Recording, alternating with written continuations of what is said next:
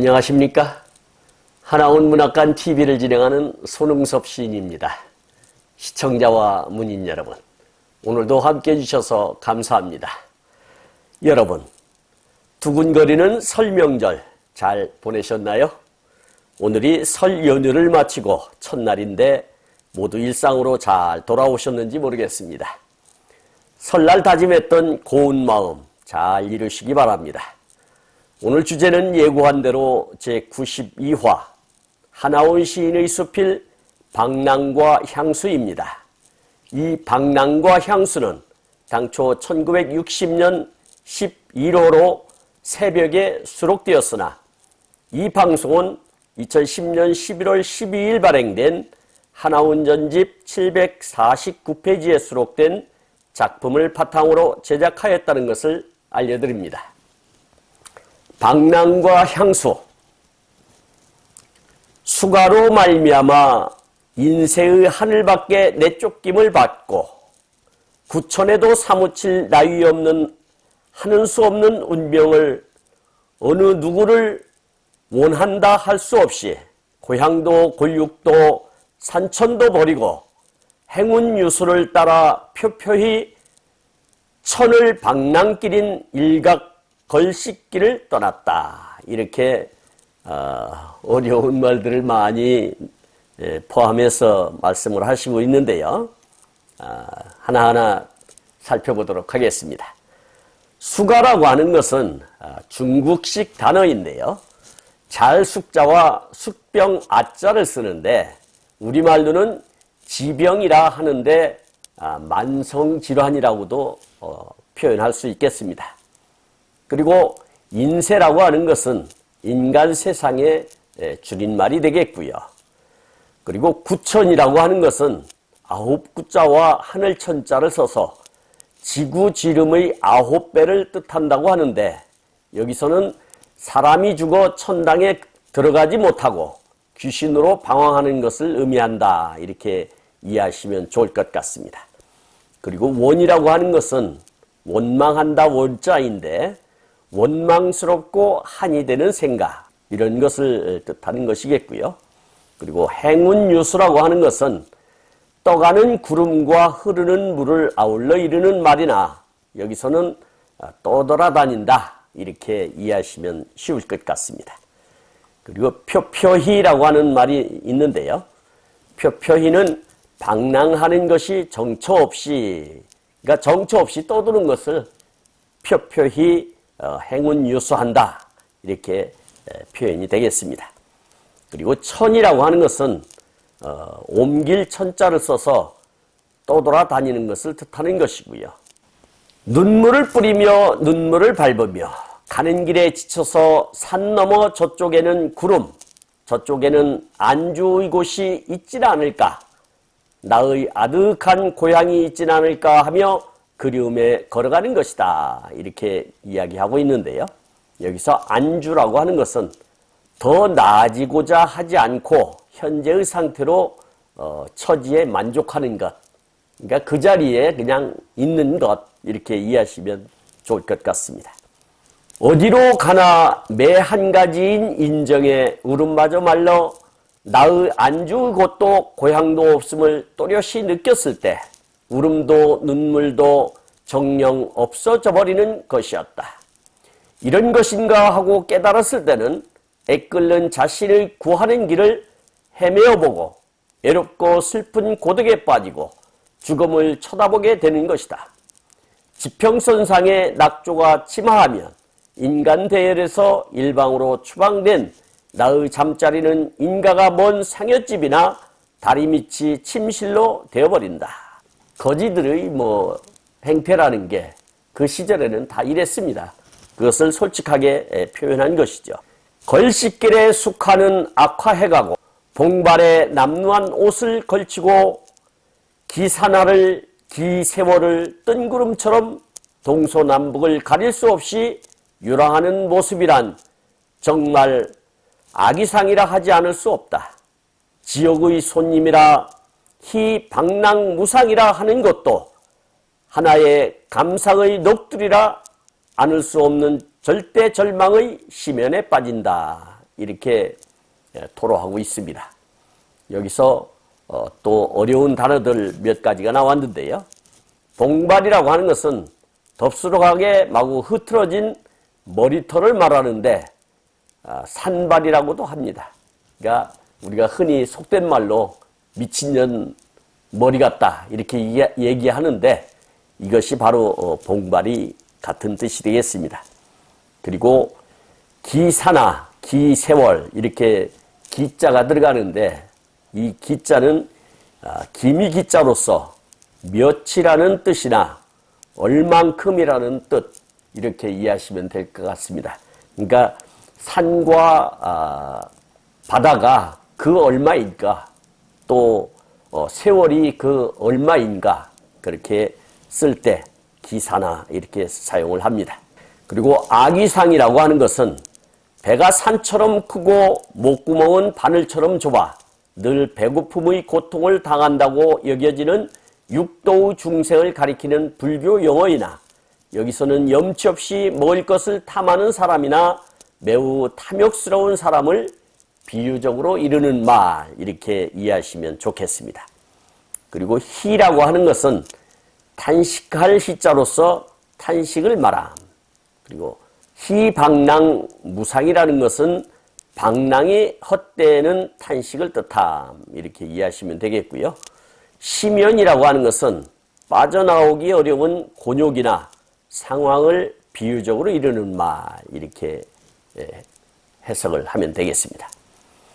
이런 시면에서 탈출하려고 발버둥치는 초조는 슬픈 비원이 되고 어떻게 해서라도 걸식을 치우고 안주의 곳을 마련하려고 하니 인간의 서식의 조건이라는 것은 인간 대열에 끼어야만 살 수 있는 것인데 그 대열에 동화되지 못하고 저주와 학대와 직무로서 내쫓는다. 쫓김을 받고 인가 멀리 강원도 연옥색 깊은 산림 속에 산막을 치고 있어도 사람들은 기어이 내쫓는 것이다. 여기서 강원도 연옥색 깊은 산림 이렇게 표현을 했는데요. 다른 기록에 보면은 여기가 강원도 행성의 둔내라고 되어 있습니다.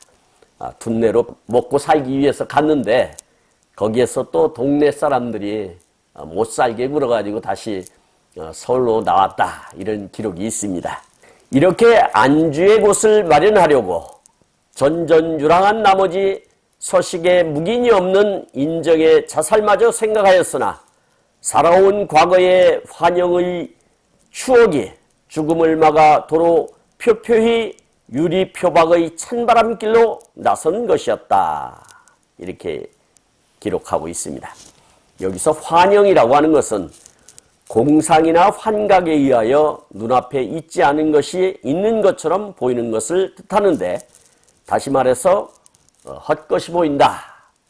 이렇게 이해하시면 되겠습니다. 그 유리표박은 표박하는 유태인도 아니고 그렇다고 집시도 아니고 그저 병든 죄로 혼자서 인생을 나그네질하면서 모든 삼라만상을 사랑하고 있는 눈물을 다하도록 흘리고 눈물의 화현은 지선의 엘레지로 흐느끼면 아득한 하늘의 별들이 반짝이는 그 아름다운 침묵에서 달이 동상유를 호온히 밝히고 천지창조의 개벽의 밤같은 황홀에 가난한 마음을 신비 속에 적시게 하며 무량 감정의 청산 속의 이름 모를 꽃이 밤새 피고 바람은 꽃 이파리의 개화를 돋고 촉촉히 밤이슬이 눈물같이 밤과 꽃과 나와 공간을 적신다. 이렇게 기록하고 있는데요. 화현이라고 하는 것은 둘 이상의 높이가 다른 음이 한꺼번에 울릴 때 어울려 나는 소리를 말하는데 우리는 흔히 화음이라고도 부르고 있습니다. 그리고 지선의 엘리지라고 하는 단어가 나왔는데요. 하나온 시인의 영혼한 애인 알이 잘 불렀다는 노래로서 바이올린 연주자 아우구스트 빌헬미의 지선상의 아리아에서 차용한 것으로 보입니다. 참고로 지선상의 아리아라는 이름은 19세기 후반에 바이올린 연주자 아우구스트 빌헬미가 이 곡을 바이올린과 피아노를 위한 용도로 편곡한 것에서 비롯되었다. 원곡의 라장조에서 다장조로 조를 바꾸면서 빌헬미는 바이올린의 내현 중 가장 낮은 음역대를 낼 수 있는 지선 하나로만 연주를 할 수 있도록 하였다. 이렇게 기록이 되어 있습니다. 그리고 무량 감정이라고 하는 것은 계량할 수 없는 감정이라는 뜻으로 마음에 깊이 사무치는 느낌이 그지없음을 뜻하는 감개무량과 일맥상통한다. 이렇게 이해하시면 좋을 것 같습니다. 이런 신비현상에 도취된 뒤에는 세상이사 나를 어찌 학대한들, 나는 나를 꿈꾸며 사색과 명상의 피 안에 나의 실존이 아침 해와 광유의 불사조처럼 세월의 해에서 힘찬 나를 친다. 마치 차이콥스키의 안단테, 컨테베리의 서러운 비창곡, 이 원강같이 내 뒤에서 간주하며 또 하나 나와 또 다른 내가 슬픈 축복으로 걸어간다. 이렇게 기록을 하고 있습니다. 여기서 또 어려운 단어 몇 개가 나오는데 살펴보도록 하겠습니다. 피안이라고 하는 것은 진리를 깨닫고 도달할 수 있는 이상적 경지를 나타내는 말입니다. 그리고 광유라고 하는 것은 찬란하게 빛나는 빛, 그 다음에 불사조라고 하는 것은 영어로는 피닉스라고 하겠는데 불사조, 죽지 않는 새를 말하는 것이죠. 어원을 찾아 들어가 보면 아라비아 사막에 살며 500년마다 스스로의 몸을 불태워 죽고 그 재 속에서 부활 또는 재생한다는 전설상의 새이다. 영원 불멸의 상징이라 할 수 있겠습니다. 그리고 안단테라고 하는 것은 음악의 빠르기를 나타내는 말로 천천히 걷는 빠르기로란 뜻입니다. 그리고 비창곡이라고 하는데요. 비창곡은 참담하도록 슬프고 서러움이 배어있는 곡조. 그리고 원광이라고 하는 것은 부처의 몸 뒤에 내비치는 빛. 산다는 것은 영뿐이지 육은 아무 소용도 없다는 것이 하나의 잠언이 되고 신념이 되었다. 이렇게 기록하고 있는데요. 여기서 계안이라고 하는 것은 사물 또는 진리에 대하여 깨닫거나 새로운 의식을 갖는 것을 비유적으로 이르는 말. 그리고 잠언이라고 하는 것은 사람이 살아가는 데 있어서 훈계가 되는 짧은 말. 이런 것을 잠언이라고 하죠. 나는 여기서 한 떨기의 꽃, 한 줄기의 꽃, 한 마리의 새, 한 가람의 물, 한 주먹의 흙, 한 가락의 맘. 이토록 자연이 소중함을 느끼고 아랑곳 없이 다 잊은 듯한 산천초목과 인간의 애환이 다시금 아름다워 스스로 나의 통곡이 흐느껴진다. 나는 사로잡는 것 이러한 울음 속에서 터지는 모든 음률이 나의 노래의 가락이 되고 시심의 피리가 되어 조국 땅 산천 속 흙으로 깊이 깊이 가라앉는 것을 보았다. 인간의 생명, 생활, 세월이 그렇듯 영혼으로 흐르고 그 속에 윤회가 인과의 인자대로 밝혀져 가는 것 같았다. 이렇게 기록하고 있습니다. 여기서 윤회라고 하는 것은 생명이 있는 것은 죽어도 다시 태어나 생이 반복된다고 하는 불교 사상을 이르는 말입니다. 나의 개안에 큰 도움이 된 것은 오로지 문학적 파란, 사색이 승화하는 데 있다고 하겠다. 이런 관조와 체념은 나를 안심시켜주는 것이다. 여기서 관조라고 하는 것은 고요한 마음으로 사물이나 현상을 관찰하거나 비추어 봄. 그리고 체념이라고 하는 것은 품었던 생각이나 기대, 희망 등을 아주 버리고 더 이상 기대하지 않음. 이런 것을 체념이라고 합니다. 달관이나 담태가 되지 못한 나는 나대로 자연과 인생과 시의 삼매경에서 문득이라도 좋다. 이런 계안에서 병고를 초국하는 희열이 있었다. 이렇게 기록하고 있습니다. 여기 또 어려운 단어 몇 개가 있는데요. 달관이라고 하는 것은 인생의 진리를 꿰뚫어 보아 사소한 일에 집착하지 않고 넓고 멀리 바라봄. 그리고 담태라고 하는 것은 빈대 좀 담자와 허물 태자를 써서 종이나 옷을 갉아먹는 좀처럼 세상에서 하등의 도움이 안 되는 존재라는 뜻을 이야기하는 것이겠죠.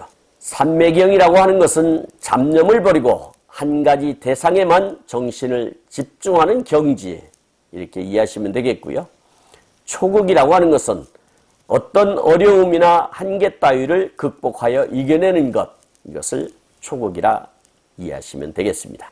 자연과 인생과 시의 삼매경에 있다는 것은 자연의 일목일초까지라도 애무하고 일목일초의 그 어떤 인생보다도 영원함이 깃들고 있고, 깊은 밤 푸른 별과 속삭이는 고요한 평화는 인생과 순환하는 따스한 연과는 기쁜 희열에 흐느끼고, 이슬 먹은 밤 공간의 반딧불이 홀홀 떠가는 양은 어느 영혼의 비상같이 나의 죽었던 숨길의 등불이 되어 생존을 의식시켜주며, 이런 은총은 자신의 순결해지고 정화되어 가면 스스로 동심 같은 세계로 나를 이끈다, 이렇게 이야기하고 있습니다.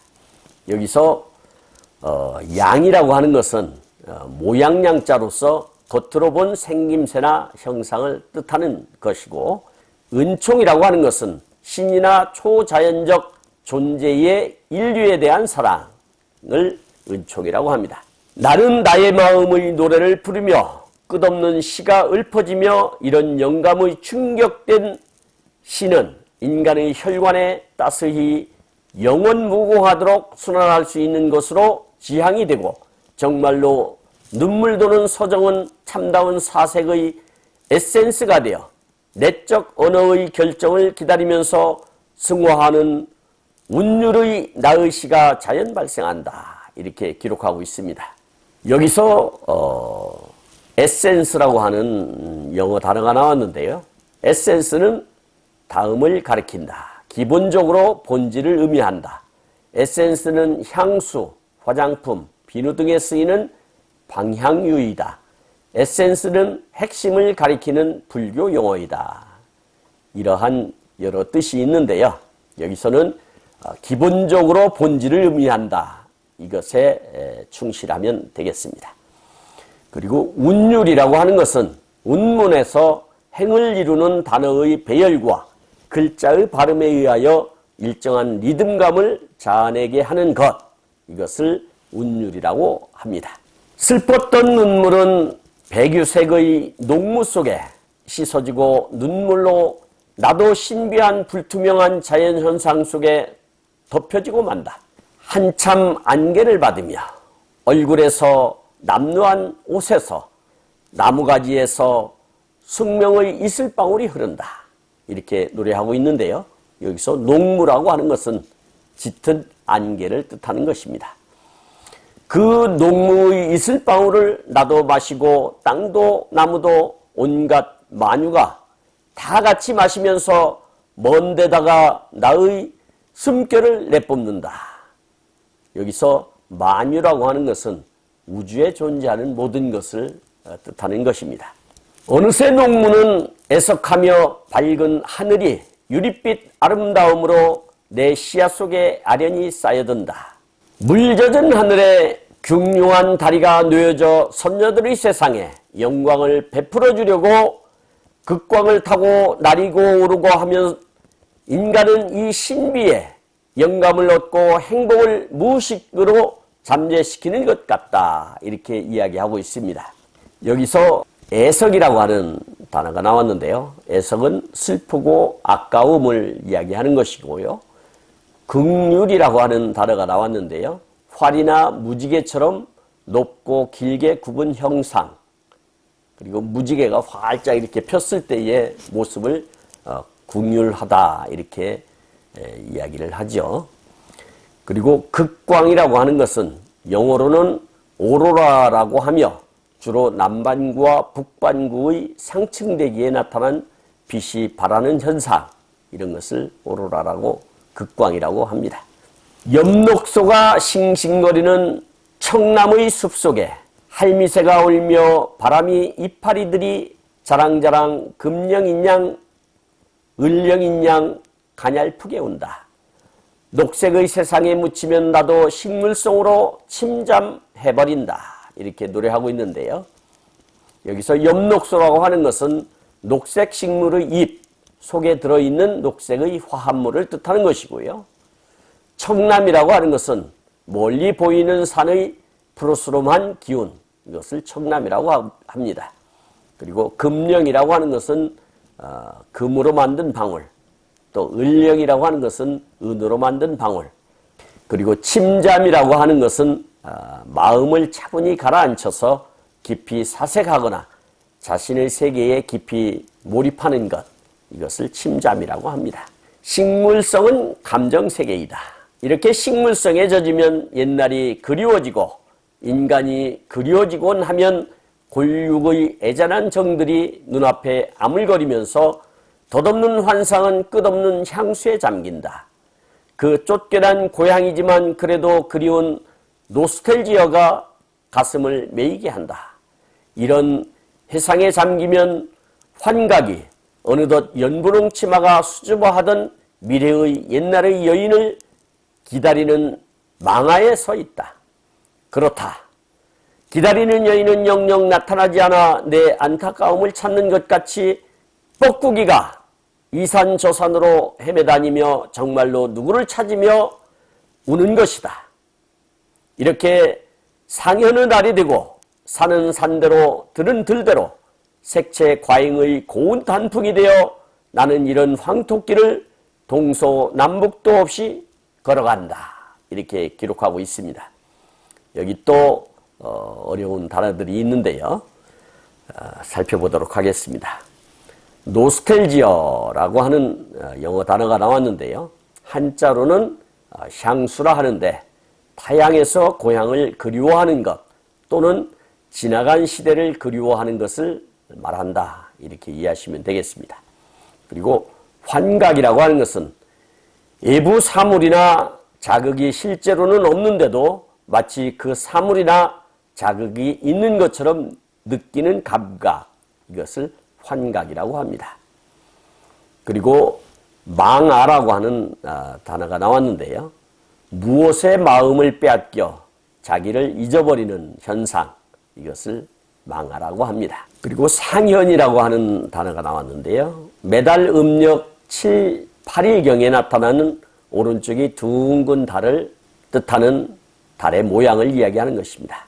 전원에 가득 찬 결실된 벼가 날마다 걷어들이게 되면 갈수록 내 마음의 부분이 논자리가 비어가듯이 비어가고 허전한 공허가 어린애같이 발버둥치며 울고 싶다. 싸늘한 바람이 살갗에 부딪힌다. 저녁바람이 사정없이 불어대면 우수수 낙엽이 굴러간다. 낙엽이 굴러가는 것이 나의 고통이 굴러가는 것 같다. 허리끈을 졸라매는 것을 양식 삼고 굶기를 밥 먹듯 하는 어쩔 수 없는 나로서 이 추운 밤을 어떻게 하는 불안이 가슴을 서럽게 한다. 어느 연자방앗간이나 물레방앗간을 찾으며 이런 것이 없으면 생옅집이나 다리 밑에서 썩은 생선 같은 병신을 서릿바람에 쓰러지게 한다. 이렇게 기록하고 있는데요. 여기서 연자방앗간에 대해서 잠시 살펴보도록 하겠습니다.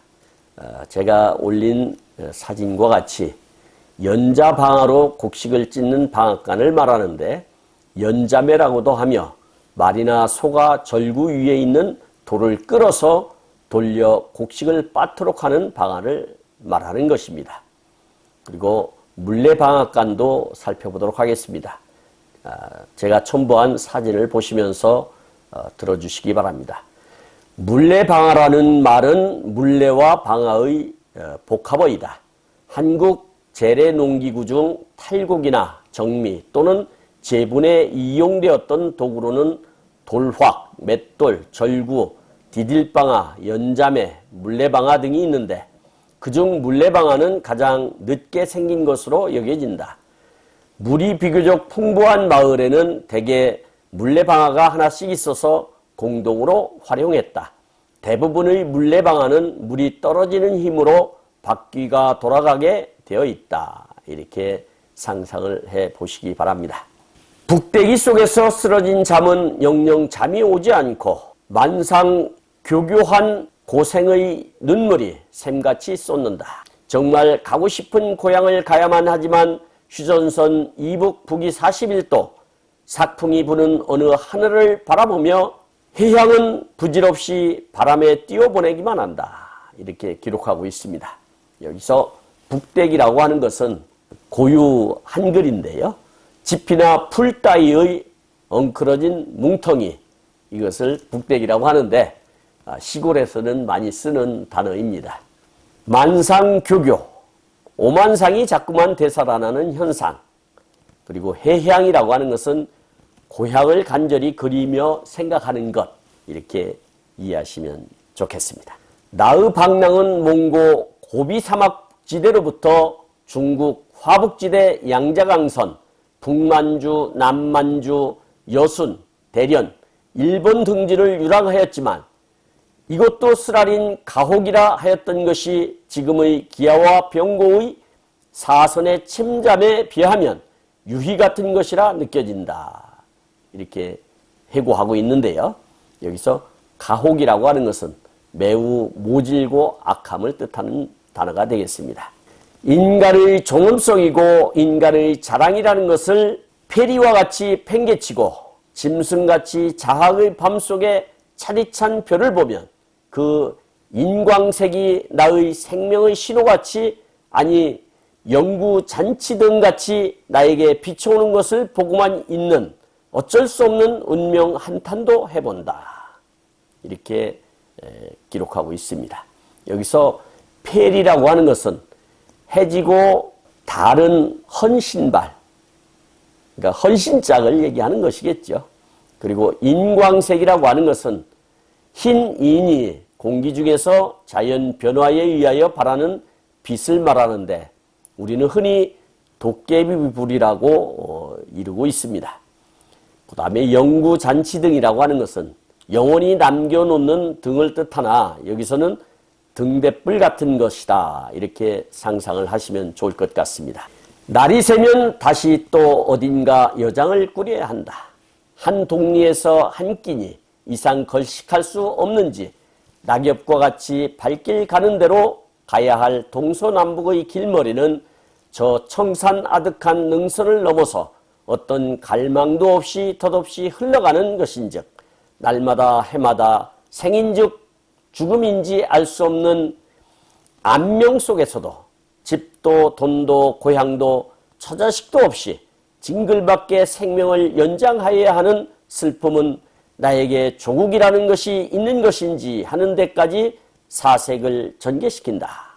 여기서 안명이라고 하는 것은 어두워서 사람의 눈이 미치지 않는 곳, 이것을 안명이라고 합니다. 어느 무국적의 고뇌에 암초된 몸을 햇볕 따스한 양리밭에서 불평을 투덜대면서 나병 환자는 인류의 제업을 도매로 순환하는 것인가 하기도 한다. 양재는 나와 코스모스 꽃과 제비가 있다. 가을바람에 줄기가 마른 한 송이의 코스모스 꽃이 가냘프게 나부끼고 밤새 떨었던 제비들이 떼지어서 강남 회의를 한다. 이렇게 기록하고 있는데요. 여기서 암초라고 하는 것은 물 위에 드러나지 않고 물속에 숨어있는 험한 바위나 산호를 뜻한다. 이렇게 이해하시면 되겠습니다. 그리고 제업이라고 하는 것은 자신이 말로 또는 행동으로 혹은 마음속으로 저지른 죄악을 훗날 언젠가 자신에게 다시 돌아올 업이라는 뜻으로 이르는 말입니다. 바람이 세차게 불면 후조는 가고 꽃은 지고 문득이만 남고 낙엽들이 또다시 고요한 대지 위를 우수수 굴러간다. 해마다 피고 지는 낙엽은 마치 윤회 같은 느낌이 들어 끝없는 명상에 잠기게 한다. 이렇게 기록하는데요. 후조라고 하는 것은 철 따라 자기 환경에 맞는 곳으로 살 곳을 옮기며 살아가는 새. 그러니까 다시 말해서 철새를 얘기하는 거겠죠. 여기서 시 한 편을 읽고 가도록 하겠습니다. 나온 시인 중에 윤회라고 하는 시가 있는데요. 윤회, 가랑잎이 우수수 굴러갑니다. 작년에 가랑잎 굴러간 바로 그 위로 올해의 가랑잎이 굴러갑니다.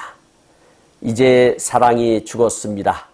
작년 죽은 사람의 죽은 시간 바로 그 시간에 지금 사랑이 또 죽었습니다.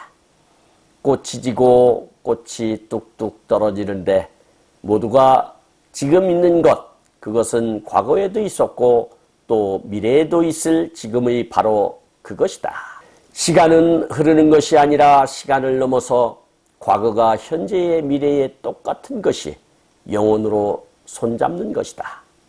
윤회, 우수수 가랑잎이 굴러갑니다.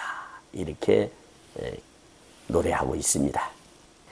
우수수 낙엽은 다 지고 말면 조락의 계절은 만목 숙연하고 대지는 침묵하는데 이런 대지의 침묵의 계속도 얼마 안 가면 동장군이 나의 손과 발 온몸을 얼게 하는 것이다. 동작물은 거지에게는 죽음과 같은 지옥이다. 이 죽음의 계절은 사색이고 뭐고 생각하고 모두 얼어붙는다. 이렇게 기록을 하고 있습니다. 여기서 조락이라고 하는 것은 초목의 잎 따위가 시들어 떨어짐을 뜻하는데 여기서는 가을을 이르는 마 이렇게 이해하시면 되겠습니다.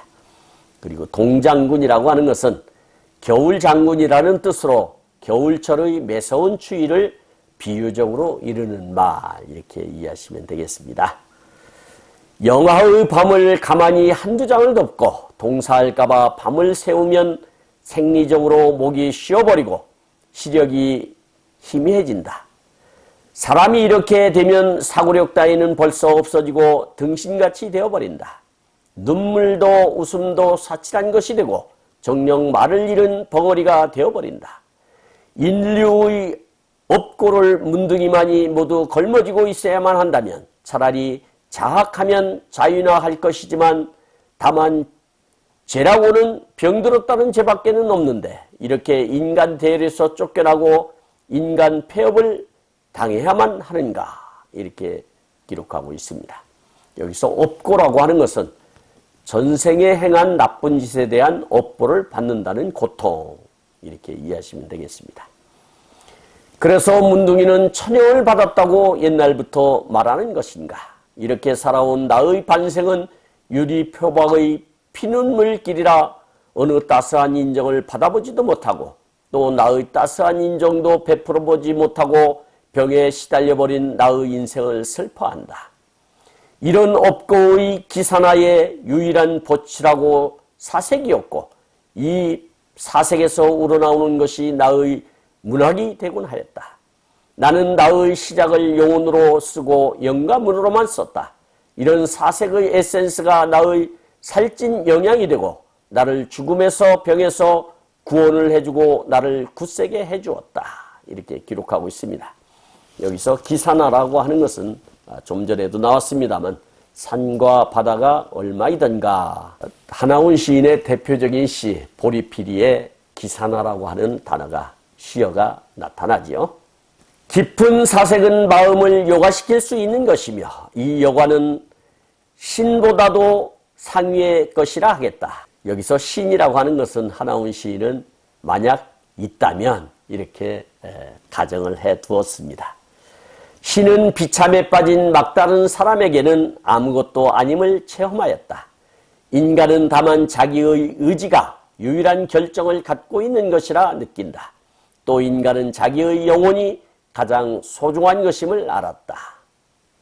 여기서 하나운 시인이 왜 신이 만약에 있다며 이렇게 가정을 썼을까요? 하나운 시인이 임종할 때는 천주교에 개종을 했다라는 그런 기록이 있는데요. 아마도 신이 있었다면 자기 같은 처지를 그냥 두고 받겠느냐 하는 뜻에서 신이 없다는 것을 아마 신념으로 가지고 있었지 않았나 그런 추측을 해봅니다. 방랑은 개념적으로 몽상할 것이 못된다. 방랑은 어느 누구도 이런 경험을 하지 말아야 할 것이다. 구태여 원한다면 인간의 생존의 이유를 묻고 싶다. 앞으로 나는 얼마나 방랑을 하여야 하나. 이 지상에서 문둥이가 없어지는 날까지 나의 인생은 방랑이고 보면 이것도 하는 수 없는 일이라 하겠다. 이렇게 수필을 마감하고 있습니다. 여러분 지금 함께 했듯이 이 수필은 북에서 월남을 하여 유리 걸식을 하면서 방랑의 시간을 가졌던 기간이 있었습니다. 그 기간을 회상하면서 쓴 글이고 또 그러한 방랑의 길이 자기가 하나훈 시인이 문학을 할 수 있었던 밑바탕이 되었다라는 것을 여러분들에게 들려주는 수필이 되겠습니다. 지금까지 함께하신 시청자와 문인 여러분 감사합니다. 제가 하나훈 문학관 TV를 방송하는 이유는 고난과 역경을 딛고 문학의 꽃을 피우신 하나훈 시인을 널리 알리기 위해서입니다. 여러분의 주변이나 하나훈 시인에 관심이 있으신 분께서는 인터넷 포털 다음의 카페에서 하나훈 문학관을 검색하여 가입하시면 고 하나훈 시인에 대한 다양한 자료를 접할 수 있으며 많은 시인과 문학 활동을 함께 할 수 있습니다.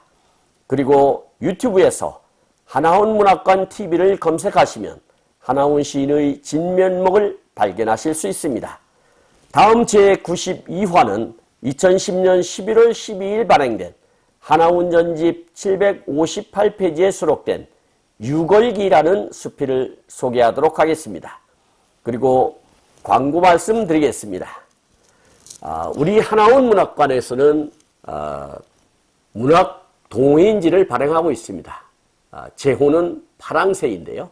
이게 작년도 전반기에 발행한 파랑새 창간호가 되겠습니다.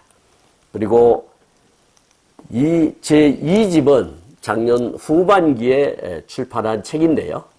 다시 2021년도 전반기 제3집을 모집하고 있습니다. 지금 화면에 나와 있는 광고 안내가 있으니까 참고하셔서 기고해 주시기 바랍니다. 제가 제공하는 방송을 보시고 도움이 되셨다면 구독과 좋아요를 누르는 것도 의미 있는 일입니다. 구독은 무료이지만 반드시 누르실 필요는 없습니다. 감사합니다. 진행의 손웅섭이었습니다.